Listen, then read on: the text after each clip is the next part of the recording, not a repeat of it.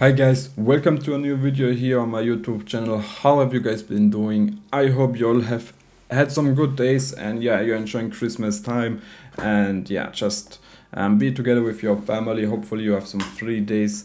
I'm very lucky that this year I have had some good holidays before Christmas and in Christmas time. So normally I always work during Christmas. So this year is like the first year off, maybe the last 5 years, I would guess, which I'm actually completely free, which is absolutely amazing and really enjoying that. It's a good feeling. I hope you guys are well and yeah, and just enjoying some good basketball. So yeah, for today's video, we are going to go through an article on Bleacher Report. Like I have just not really had time to read it, so I thought let's just go through it together and yeah, let's jump right into it. The one player on every NBA team most likely to be traded, written on December 10th, so by Grant Hughes. So yeah, it's been some days.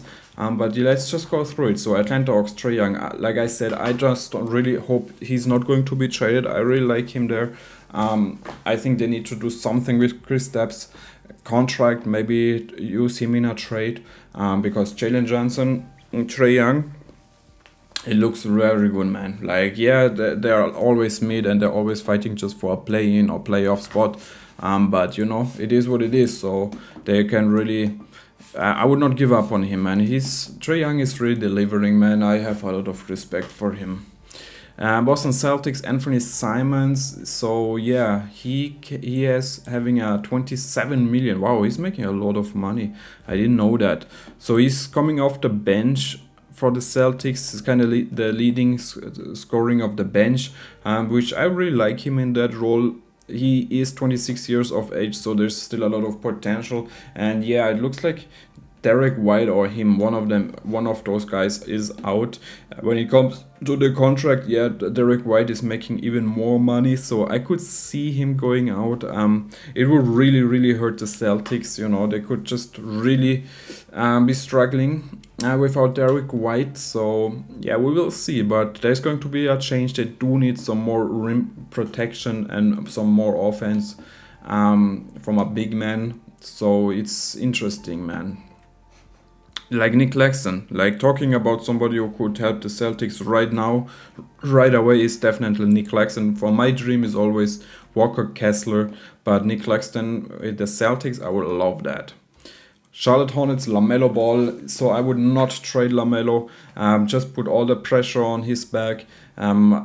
Once he's healthy, this team is so much fun to watch, man. Like I really hope that the Charlotte Hornets are going to be a good basketball team at some point, because ever since I've been watching the NBA, like back in the days with Kemba, I mean, I was always kind of going for them, but they just they never really made it to the playoffs, and it was just never good basketball. And I just really, really hope now with MJ is gone and new management, I really like the head coach Charles Lee, so hopefully they can do some good stuff there. And Brandon Miller, LaMelo, Con Knippel, Ryan Kalkbrenner, there's some good assets there. Even Miles Bridges, which is still being there. So yeah, Ayo Dosunmu, Chicago Bulls. Think isn't he like from the Chicago area, and the Bulls always want that one player from Chicago. So unless AD is not coming to the Bulls, I don't think Ayo will leave the Bulls. So that's my hot take.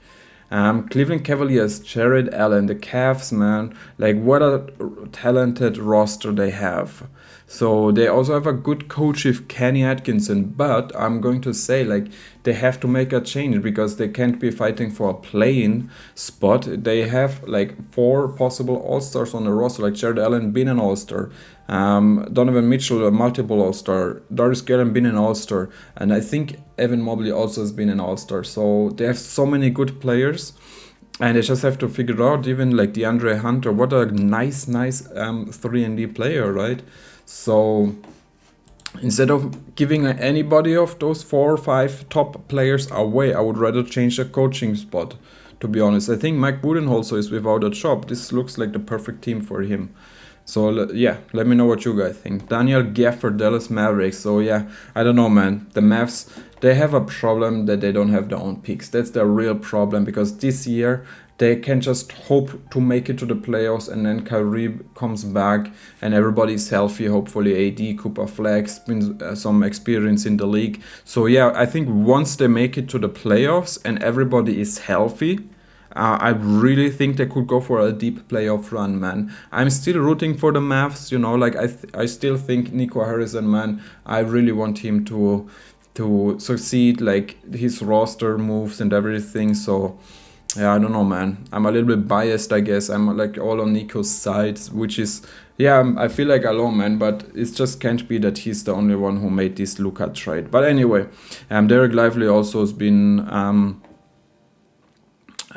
dealing with some injuries, so it's going to be interesting. Denver Nuggets, Zeke Nashi. He's been on the trade block for some years, ever since he signed that 4-year, $32 million contract extension in 2023, and yeah, just always been on the trade block. Never worked out. It just really didn't work out with him. And yeah, that $8 million contract, maybe you can combine it with somebody else and bring in a better big man.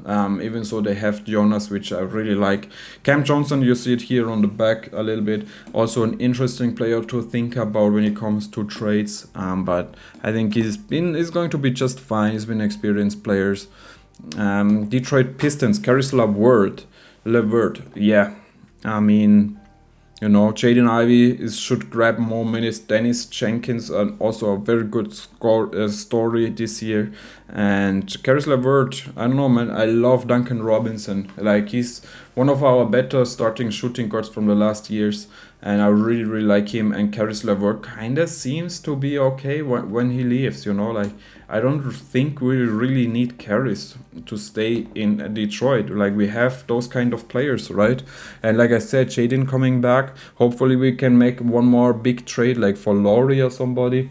And then we're good, man. We don't really need him. Jonathan Kuminga, the promising talent of the Golden State Warriors, which is still coming off the bench, which is absolutely crazy. I mean, it is what it is, man. He has to move on, I think. Like, how long does this story should continue?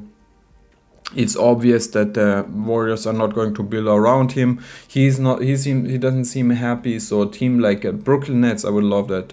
Los Angeles Clippers, just making the number one option and see where it takes you. See what he got for you, man. Houston Rockets, Fred VanVleet.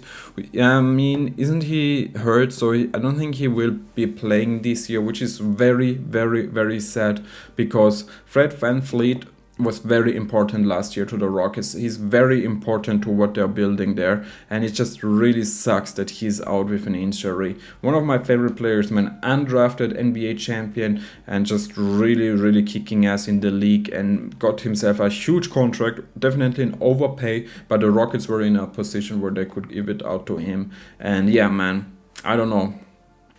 Let's just hope he comes back healthy and he got another year with them. And KD, I would love to see that. So Bennedict Mathurin from the Indiana Pacers.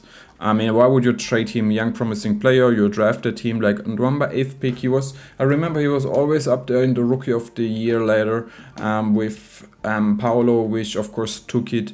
And yeah, but you know, he went to the finals starting small forward shooting guard. So very good, man. I would definitely not trade him away, because what are you looking for another young player who fits you a little bit better? I think you're just fine. You just went to the NBA finals, of course, and yeah, he was like your starting player. So yeah, just trust him next to Tyrese. Be fine. Los Angeles Clippers, John Collins. They brought him in from, was it Utah? Or where did he play last? I think it was Utah, right?